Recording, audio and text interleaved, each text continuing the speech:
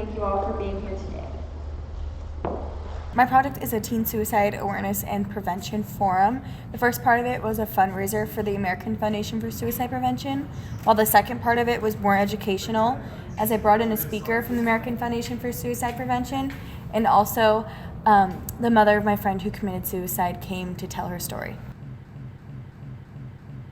My friend Brianna White graduated from Rio Americano in 2016. She went to Chapman University that fall. She was in the film program, and she came home from winter break, tried to go back to Chapman after that, and things weren't really clicking for her, and nothing really happened to her here or there that affected this deep state of depression that she fell into. However, unfortunately, she did fall into this state of depression, and she came home from Chapman in about February. She fell into a state of depression that made her kind of trapped in her room and kind of going through this inner conflict that she didn't necessarily know how to deal with. She was on different medications and seeing different therapists, but nothing was necessarily clicking for her. And I think it was really difficult seeing all of her friends out there in different colleges and finding their passions. And she had her passion, she just didn't really know what to do with it. So she came home and she was here for a few months. And then on June 16th, she ended up taking her own life.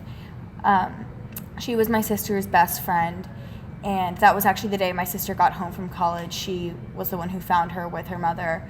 And it affected so many people in many different ways. Even if you knew her or you knew someone that knew her or you didn't know her at all, it touched everyone and it affected many, many lives.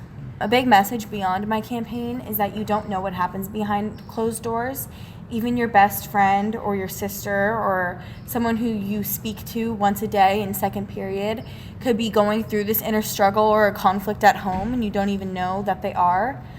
So you don't even have to talk about it. It's just reaching out and being positive and being nice to people that can help affect them.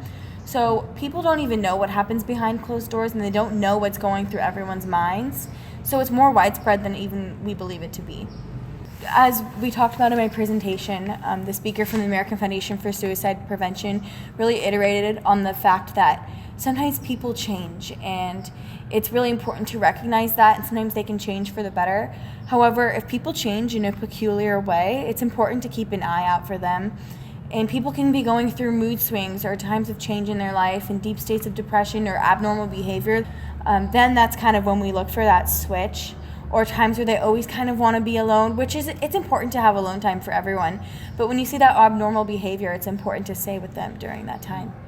So there are many different ways to deal with this. So coping with it personally, there is a suicide hotline, which is important. There are also many different social media pages and websites, especially the American Foundation for Suicide Prevention has different links to personal coping mechanisms for suicidal thoughts.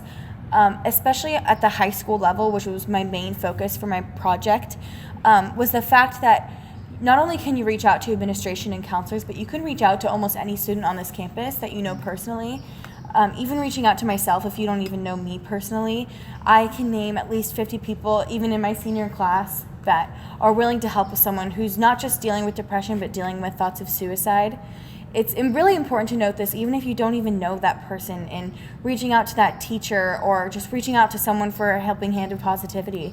But aside from that, on like a more serious note as well, the counseling department is actually trained to deal with suicide, suicidal thoughts, and depression and other issues that may be going on for students. The American Foundation for Suicide Prevention also provides many resources for different schools. I know that after my forum, they gave a lot of different resources to the counselors and even to the students, handing out cards and brochures.